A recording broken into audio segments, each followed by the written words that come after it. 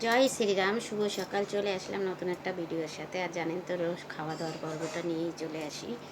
আর আজকে খাওয়ার আছে গরম গরম ফুলকো লুচি, বড় বড় করে করা। আর আছে আলুর দম। বড় মেয়েটাকে দিলাম, নিয়ে গেল। আলুর দম, টমেটো, কাঁচা লঙ্কা, শুকনো লঙ্কা দিয়ে জিরে বাটা দিয়ে করা। একটু গরম মশলাও দিইনি, এটাই একটু জিরে বাটা দিচ্ছি। আর চা এসে গেছে, দুটো ভাজা লঙ্কা আর এই আচার। এটাই খাওয়া দাওয়ার। আসি, আয়, এসিটা বন্ধ কর, ঠান্ডা লাগে।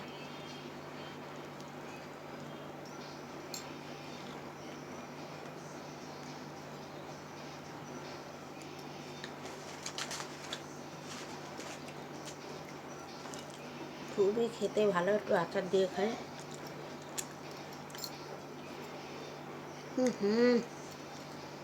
ঠান্ডা লাগে আমার।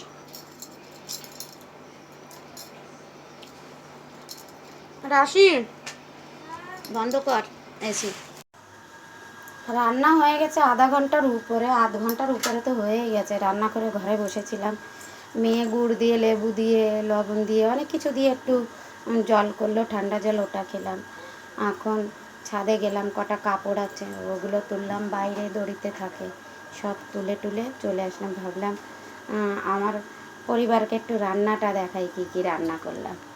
শর্টকাট রান্না, জানেন তো মঙ্গলবারে পেঁয়াজ রসুন খাওয়া হয় না, কিছু না। রান্না বান্না একদম শর্টকাট। কাল তো আলু ভাজা, ডাল, ওটাই। আর সকালে ভিন্ডি ভাজা করেছিলাম, ওটা ছিল, হয়ে গেল। আর আজও মনে করেন সেটাই, সেই হিসেবে, মানে সকালের আছে দুপুরের আছে মিলিয়ে, সেটা না, ভুলভাল হয়ে যায় বলতে গেলে।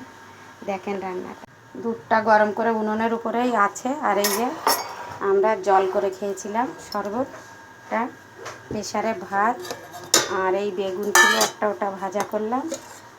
আর এই রান্না করলাম পেঁপের তরকারি। আর এই আছে সকালের আলুর দম। এই কিন্তু রান্না।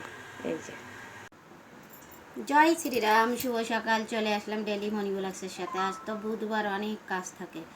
আর মেয়েটাও আজ বাড়ি। আর এই দেখেন চা, আর আমি নিজেই হাতে করলাম অনেক পেঁয়াজের পকোড়া। এটা খাওয়া দাওয়া খেয়ে বলি কীরকম লাগে। এই যে লঙ্কাও আছে, দাঁত দেখা যাচ্ছে মনে হয়, খেলে তো দেখাই যায়। আর আমার দাঁতগুলো উঁচু উঁচু, মোটা মোটা, টেস্টি খুব।